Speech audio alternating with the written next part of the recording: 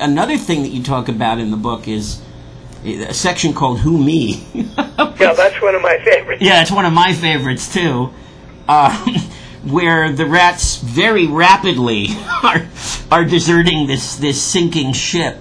But there, and you've got Richard Pearl, and I remember him saying, that what you have, the huge mistakes were made, and Donald Rumsfeld, for example. But that's what I was going to ask. November 20th, 2005, I didn't advocate invasion. That's what I was. Have anything to do with this? That's what I was going to ask you, Chris. I don't remember that one at all.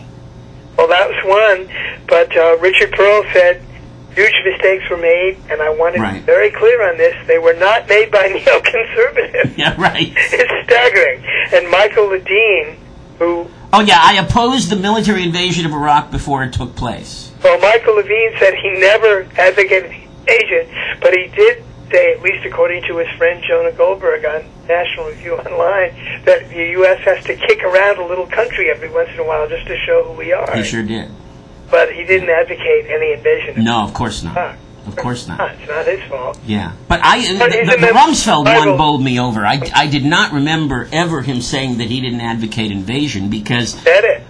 Woodward, all the books make so clear that he advocated invasion. He advocated it like 5 minutes after 9/11. That's right. There are quotes from CBS News and other places where he said, find anything you can on Saddam. Unbelievable. But that's not the same as advocating invasion.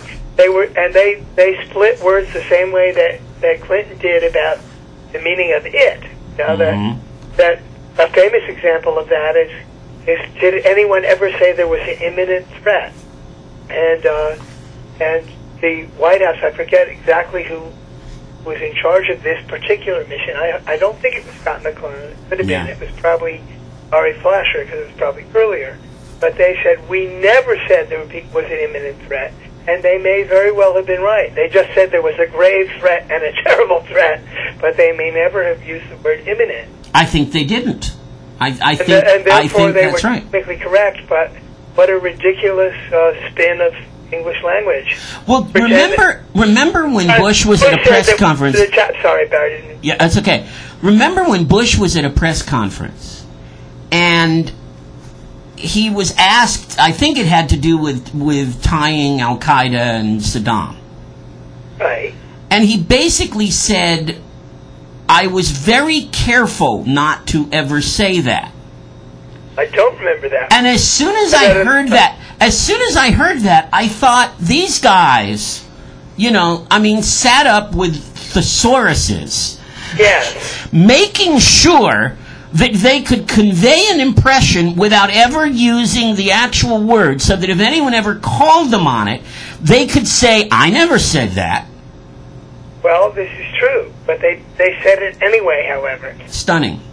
Of course they did. Cheney, for example, said on March 16, 2003, we know Saddam has been absolutely devoted to trying to acquire nuclear weapons, and we believe he has, in fact, reconstituted nuclear weapons. That's right. Then only a couple of months later, in June, Rumsfeld said, I don't know anybody that I can think of who has contended that the Iraqis have nuclear weapons. And just going to your point, the words, the weasel words in there is that I can think of. That I can think of, yeah.